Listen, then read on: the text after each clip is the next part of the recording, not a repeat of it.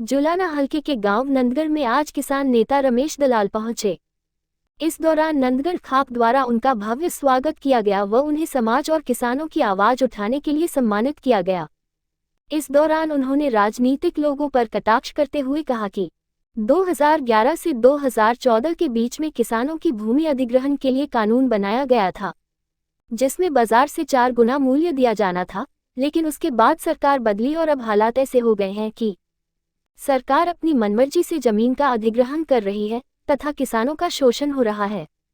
उन्होंने चौधरी वीरेंद्र सिंह पर कटाक्ष करते हुए कहा कि चौधरी वीरेंद्र सिंह को लोग किसान नेता मानते हैं क्योंकि वह चौधरी छोटू राम के वंशज है, लेकिन मौजूदा सरकार द्वारा किसानों का शोषण किया जा रहा था, तो उन्होंने उसका समर्थन करते हुए किसानों की जो अनदेखी हो रही थी उसके लिए उन्होंने पार्टी छोड़ दी। उन्होंने कहा कि आज जुलाना हलके की 36 बिरादरी ने जो मान सम्मान उन्हें दिया है उसके लिए वह जुलाना हलके के लोगों का आभारी है तथा मैं हमेशा उनका सहयोग करता रहूंगा और किसानों की आवाज उठाता रहूंगा।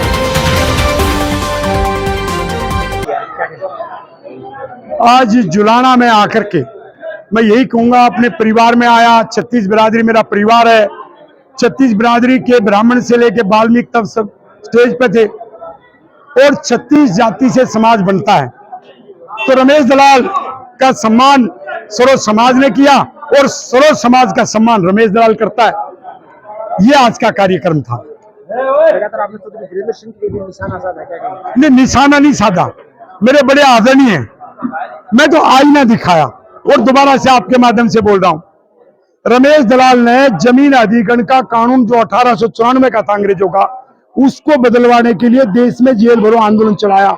रोहतक में भूपेंद्र हुड्डा के सरकार के समय जेल भरो आंदोलन चला 2011 में। 2014 में एक बढ़िया कानून किसानों को मिला।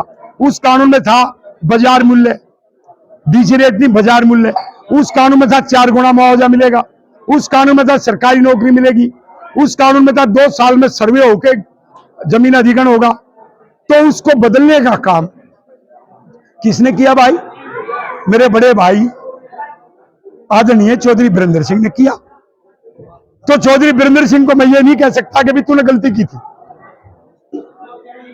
मैं उस पर कोई आरोप नहीं लगा रहा हूं। रमेश दलाल कह रहा है, चौधरी वीरेंद्र सिंह जी, आप छोटू राम के नाती हो।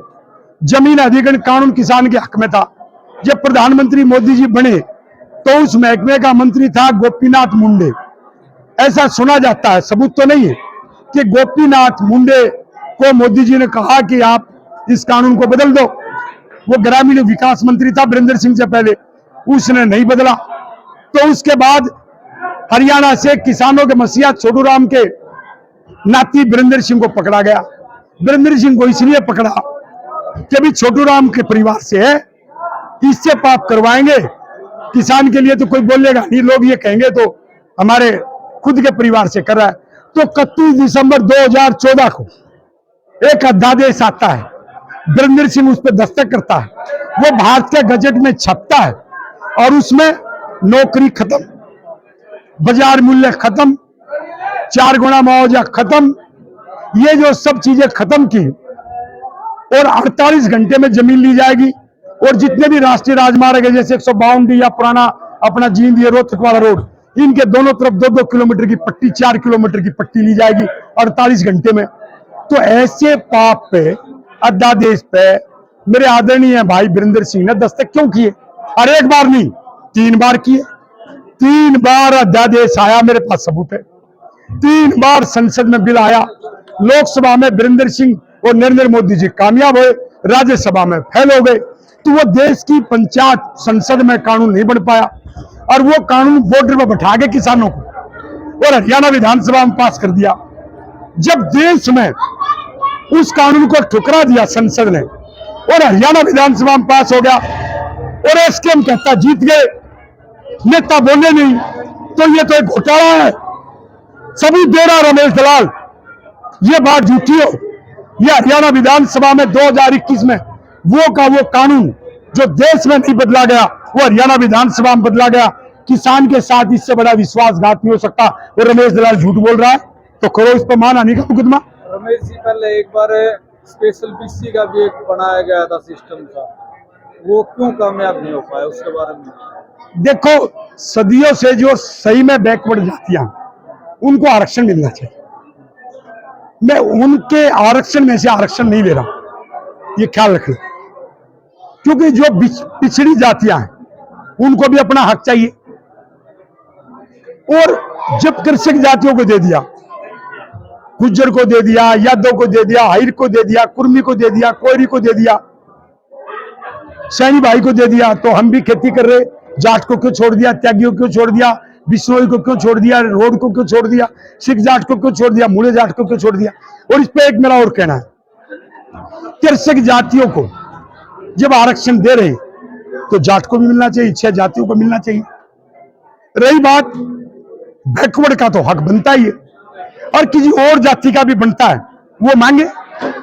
रमेश दलाल उनका विरोधी नहीं है, इसलिए मैं तो सर्व समाज की बात कर रहा हूं। मैं तो ये कह रहा हूं जिसके साथ भेदभाव हुआ उसको आरक्षण मिलना चाहिए। रमेश दलाल जी, एक बार फिर आप हरियाणा में लोगों की आवाज उठाने जा रहे हो, जींद में फिर आपने एक तारीख का ऐलान किया है, किस तरह की मांग उसमें रहेगी?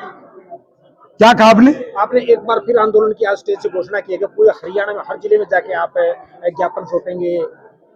जो आंदोलन चला है जी, आपने देखा 1 मार्च से और 16 मार्च 2024 तक रमेश दलाल आमरण अनशन पर था, और उसकी नाड़ी की गति 42 तक चली गई थी, वो कभी भी लुढ़क सकता था।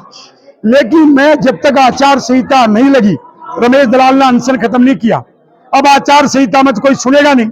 जैसे ही चुनाव खत्म होंगे, 4 तारीख को परिणाम आएगा जून को, और 16 जून से हमारे कार्यक्रम बनेंगे, हम लेंगे। कोई भी प्रधानमंत्री बने, कोई भी देश का चुनाव है, क्या पता कौन बनेगा, लेकिन जो भी प्रधानमंत्री बनेगा उस प्रधानमंत्री से हम अपना हक लेने के लिए जाएंगे और छीनेंगे, लेकर के आएंगे।